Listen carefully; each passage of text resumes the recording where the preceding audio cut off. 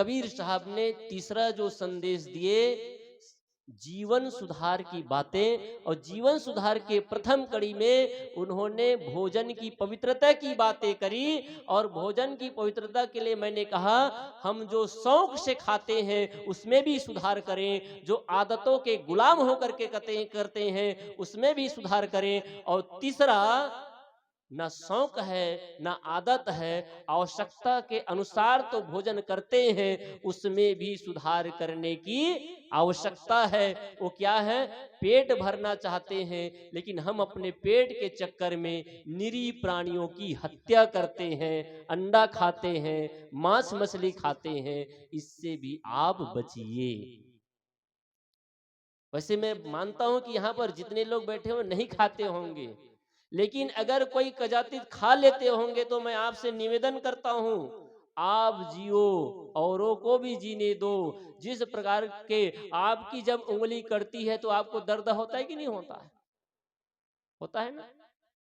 आपके खाने के लिए इतने सारे बढ़िया बढ़िया व्यंजन है, पकवान है, फल है, मिष्ठान है, आप वो सबको खाइए ना।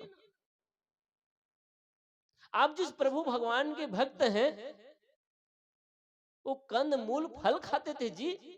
और जो हमारे देश के, हमारे भारतीय संस्कृति के सबसे महाबली थे, जो घर घर में आप फोटो लगे हैं, जिसकी आप उपासना करते हैं, क्या? हनुमान जी, सबसे बड़े बलशाली। क्या खाते थे? कोई कभी अंडा खाते थे वो? कि बकरी मुर्गी भेड़ा खाते थे? आपको लोग ऐसे ही बोल देते हैं कि बकरा भेड़ा खाने से प्रोटीन मिलते, एनर्जी मिलते हैं। हनुमान जी को एनर्जी कहां से मिल रही थी? कृष्ण भगवान बचपन में 17-18 साल की उम्र में अपने मामा कंस का वध कर दिए, इतनी शक्ति थी उसमें। क्या खाते थे? दूध दही मक्खन खाते थे। जिन महापुरुषों की हम पूजा करते हैं, जिन महापुरुषों की याद करते हैं, और जिन महापुरुषों की हम कथा सुनते हैं, उनको तो थोड़ा देख लीजिए। लेकिन आज दूध नहीं पी सकते, लस्सी नहीं पी सकते, शराब पीने के लिए भट्टी जरूर चले जाएंगे। कोई कई ऐसे भी लोग होंगे जो कभी अंजीर नहीं खाए होंगे, पिस्ता नहीं खाए होंगे, बादाम और छुहारा नहीं खाए होंगे, लेकिन अंडा खाने जरूर चले जाएंगे। सस्ता क्या है सोचना ना। काजू, किशमिश, बादाम, छुहारा, पिस्ता, केला, संतरा, मौसम्बी, इतने सारे फल आपके खाने के लिए हैं जो एनर्जी देने वाले हैं। अरे ज्यादा नहीं, एक पाव दूध, एक केला रोज खा लीजिए, आपका शरीर बहुत बलिष्ठ हो जाएगा। आप अंजीर, अच्छा खून बढ़ाना पड़ेगा तो डॉक्टर अंजीर और अनार खाने की सलाह देते हैं कि मांस खाने का सलाह देते हैं? मुझे बताओ।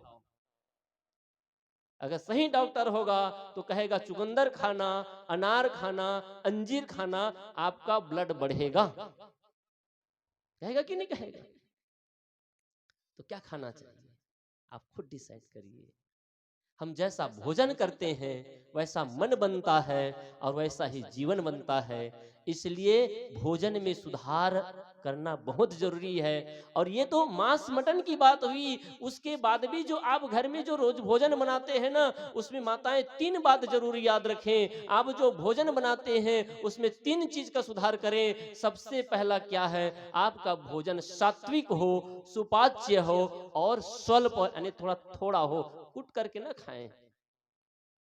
और आजकल का भोजन कैसे रहता है? तेल इतना डालते हैं, बाप रे बाप। वो तेल नहीं, केमिकल है।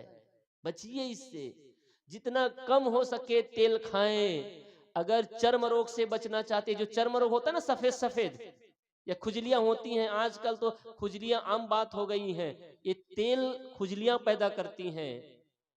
कोलेस्ट्रॉल जो बढ़ते हैं, हार्ट अटैक आ रहे हैं, ब्लड प्रेशर बढ़ता है, ये माइग्रेन होते हैं और ब्रेन हेमरेज होते हैं। इन सब के पीछे केवल तेल कारण है। तेल से बचिए।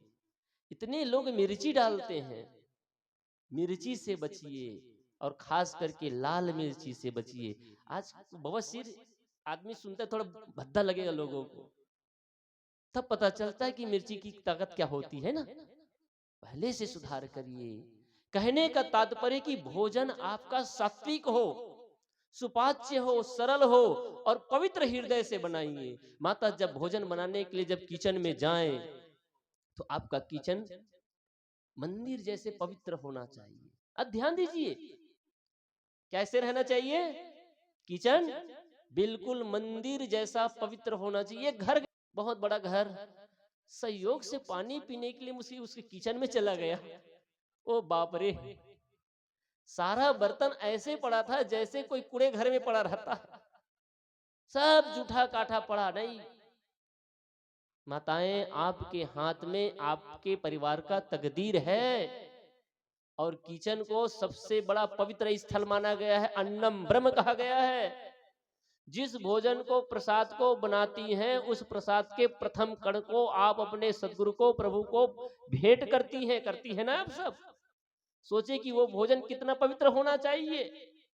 पवित्र दो प्रकार के होना चाहिए। पहला, पवित्र भाव पवित्र के साथ भोजन बना हो, और दूसरा पवित्रता पूर्वक, सफाई पूर्वक भोजन बना हो।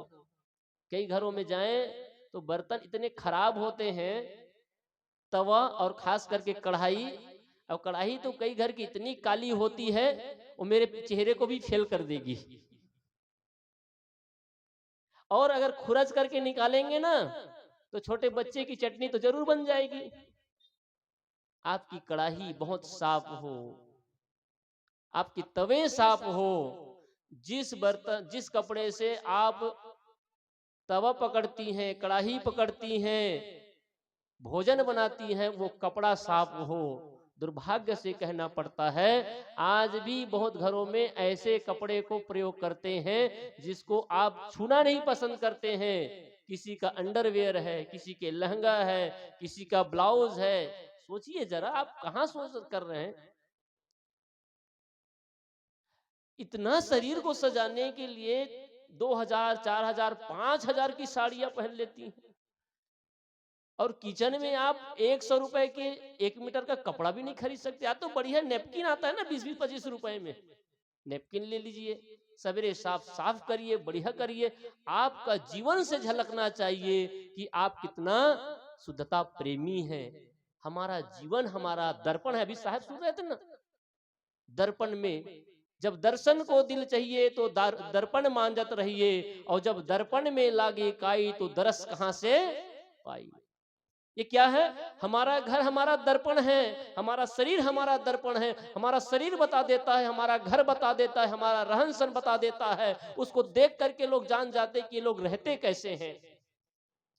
इसलिए हमारा खान पान सुधार हो, इसके लिए सदगुरु कबीर साहब ने बल दिया। तो जीवन सुधार के लिए सबसे पहले हम अपने वैष्णव का त्याग करें, गलत आदतों का त्याग करें। ये पहला सूत्र है। और जीवन सुधार का दूसरा स्वरूप है कि हमारा व्यवहार सुंदर हो।